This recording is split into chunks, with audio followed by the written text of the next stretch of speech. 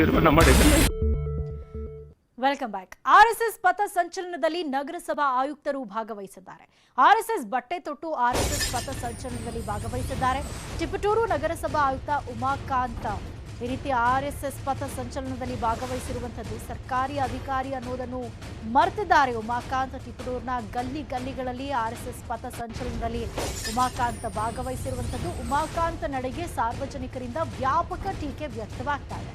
ಈ ಹಿಂದೆ ಉರುಳು ಸೇವೆಯನ್ನ ಮಾಡಿದ್ರು ಅಧಿಕಾರಿ ಬಿಸಿ ನಾಗೇಶ್. ಸಚಿವ ಸ್ಥಾನ ಸಿಕ್ಕ ಹಿನ್ನೆಲೆಯಲ್ಲಿ ಉರುಳು ಸೇವೆಯನ್ನ ಮಾಡಿ ವಿವಾದಕ್ಕೆ ಈಡಾಗಿದ್ರು ಉಮಾಕಾಂತ್ ಅವರು. ಈಗ ಮತ್ತೆ ಆರ್ಎಸ್ಎಸ್ ಪಥ ಸಂಚಲನದಲ್ಲಿ ಭಾಗವಹಿಸಿರುವಂಥದ್ದು ವ್ಯಾಪಕ ಟೀಕೆಗೆ ವ್ಯಕ್ತವಾಗಿದೆ. ಗಲ್ಲಿಯಲ್ಲಿ ಇವರು ಆರ್ಎಸ್ಎಸ್ ಪಥ ಸಂಚಲನದಲ್ಲಿ ಆರ್ಎಸ್ಎಸ್ ಬಟ್ಟೆ ತೊಟ್ಟು ತೆರಳಿರುವಂಥದ್ದು ಈಗ ಸಾರ್ವಜನಿಕ ವಲಯದಲ್ಲಿ ಸಾಕಷ್ಟು ಆಕ್ರೋಶಕ್ಕೆ ಕಾರಣವಾಗಿದೆ. ಇನ್ನು ಈ ಹಿಂದೆ ಈ ಅಧಿಕಾರಿ ಮತ್ತೊಂದು ವಿವಾದವನ್ನ ಮಾಡಿಕೊಂಡಿದ್ರು. ಬಿಸಿ ನಾಗೇಶ್ಗೆ ಸಚಿವ ಸ್ಥಾನ ಸಿಕ್ಕಂತ ಹಿನ್ನೆಲೆಯಲ್ಲಿ ಉರುಳು ಸೇವೆಯನ್ನ ಮಾಡಿದ್ರು. ಆಗಲೂ ಕೂಡ ಸಾಕಷ್ಟು ವಿವಾದಕ್ಕೀಡಾಗಿತ್ತು ಇವರ ನಡೆ.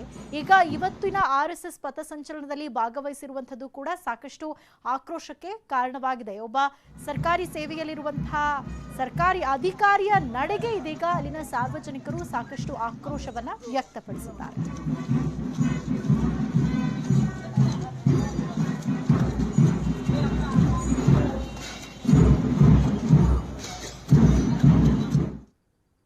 ಸುದ್ದಿ ಮುಂದುವರಿಯುತ್ತೆ.